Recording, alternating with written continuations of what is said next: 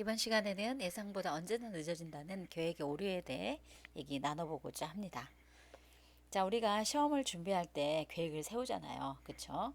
저녁 8시까지는 국어 공부를 하고, 그리고 저녁 먹고 또 9시부터는 다른 과목을 시작하고, 시험 범위가 얼마 안 돼가지고 5시간이면 충분하다고 생각하면서 또 그렇게 3시간 공부하고 12시에 잠깐 쉬었다가 12시 반부터 다시 2시간. 그러면 새벽 2시에는 잠자리에 들고 아침 7시에 일어나면 문제없이 9시부터 시험을 볼 수 있을 거라고 생각하는 아이들, 청소년들도 많이 있습니다. 그런데 우리가 생각했던 것보다 시간이 너무 많이 들어가지고 그 다음 시험을 망쳤다고 불평불명하는 친구들이 많이 있습니다. 그쵸? 생각보다 이 내가 생각했던 5시간이면은 범위가 그리 많지 않으니까 가능할 거라고 생각했는데 깜빡 잠이 들고 깨어보니 아침 8시. 아침도 못 먹고 부랴부랴 학교로 뛰어가는 그런 경우. 그러니까 시험이고 뭐고 별로 신경 못 쓰다가 방치게 되는 경우들. 이런 경우들이 이 책에도 나옵니다. 그리고 그 친구는 이제 항상 계획표를 세우는데 공부를 하는데 그런데 계획보다 늘 시간이 더 많이 걸렸다는 거예요. 많은 사람들이 그래요. 계획을 잘못 세우는 거죠. 그리고 낙관적으로 잘못 세워요. 실제보다 더 짧은 시간 안에 목표를 달성할 수 있다든지, 실제보다 돈을 덜 써서 완성할 수 있다든지, 실제보다 더 적은 인원으로 마칠 수 있다든지, 이런 식으로 계획을 세우게 되죠. 로저 뷰러라는 심리학자가 대학교 졸업반 학생들을 상대로 작은 실험을 했습니다. 대학교에서 이제 마지막 학기가 되면 논문을 쓰게 되는데 논문을 쓰는 시간에 대해서 얘기했죠. 그래서 그 학생들에게 두 가지 질문을 던졌습니다. 첫 번째는 논문을 별탈 없이 쓸 수 있다면 얼마나 걸릴지. 그리고 두 번째는 중간에 방해 요인이 생겼을 경우 늦어도 언제쯤이면 논문을 완성할 수 있을지. 자, 여러분 같으면 얼마나 걸릴 것 같으세요? 네, 그때 거기 뷰러가 가르쳤던 학생들은 평균 빨리 쓰면은 24.7일, 늦어지면 평균 48.6일이라고 대답했습니다.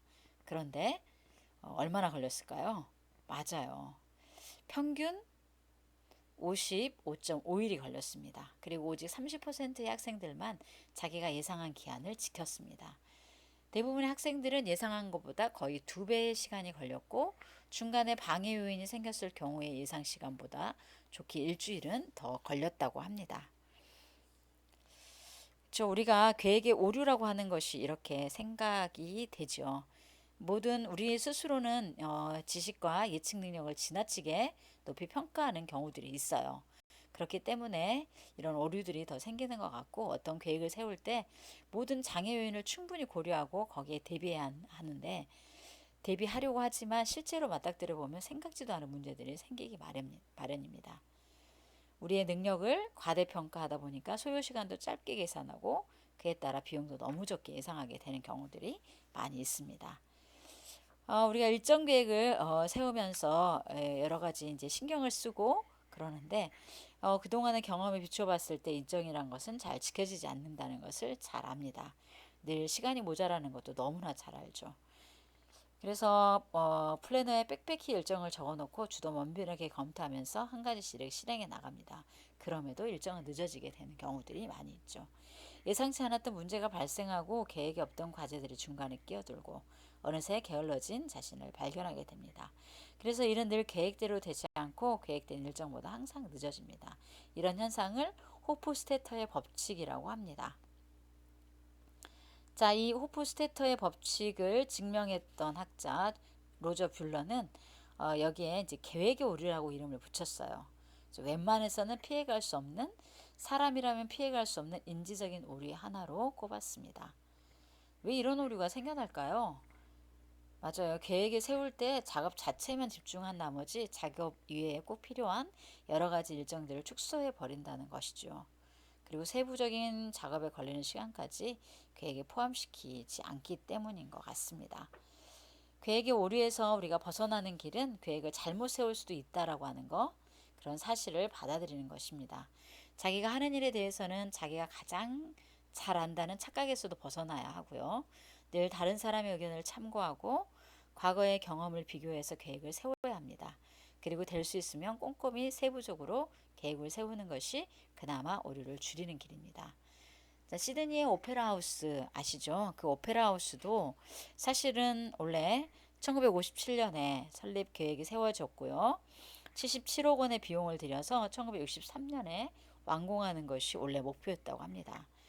그런데 하다 보니까 계획에 없는 일들이 자꾸 생기면서 시간이 막 딜레이 된 거죠. 그래서 실제로는 1973년에 그 완공이 됐고요. 들어간 돈도 100, 1000억, 1100억이 되었죠.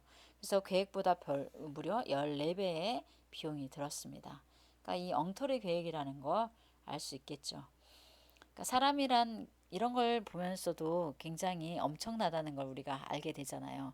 이런 계획의 오류들이 우리의 사회에서, 우리의 주변에서, 그리고 나에게서 엄청나게 일어나고 있는 것입니다.